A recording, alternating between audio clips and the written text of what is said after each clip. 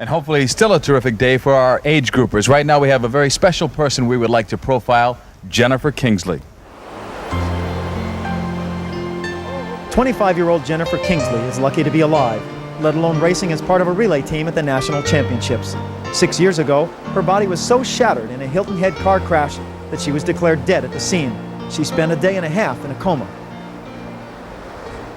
It's pretty vague. I had bruised my brain in the car accident, so I was really not aware of what was going on or who I was or where I was. They kept questioning me and asking me, Jennifer, who's the president? And I'd say, George Washington. So I had a president. I was just a little out of date. I started realizing, and it was in the middle of the night, I woke up and I realized I couldn't feel my legs. Her recovery was long and painful. For a while, she was almost totally dependent upon her friends and family, and her brother Greg, 2 years her senior, assumed a new importance in her life. My brother would, he'd have to carry me downstairs and put me on the couch, and that was it. You know, if I wanted to go to the bathroom, hey Greg, come pick me up and take me to the bathroom. Or I'd have a walker at home. But I couldn't change the channel on the television set.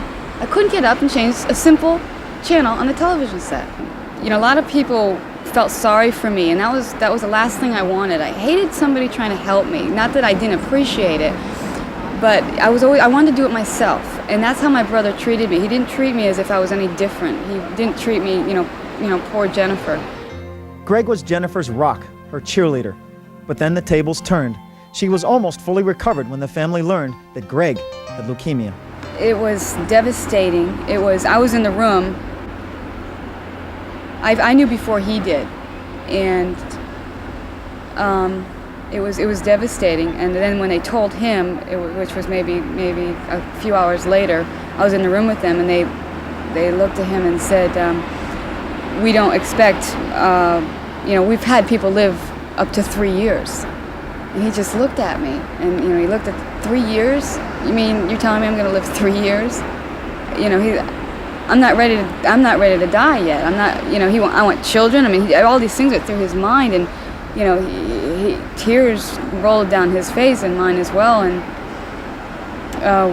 immediately, the first thing we thought is we have to transfer him to another hospital. This can't be. It couldn't be, but it was. With Jennifer now playing the roles of confidant and motivator, Greg fought the disease into remission. For 2.5 years, he underwent maintenance chemotherapy as he worked himself into better and better shape and even talked about doing triathlons. But finally, as the doctors said he would, he relapsed. He died on December 11th, 1988. But his spirit lives on, in and through his sister. Jennifer is wearing Greg's yellow bandana in his memory. He helped her come a long way back. Now she carries his memory across a finish line he didn't live to see.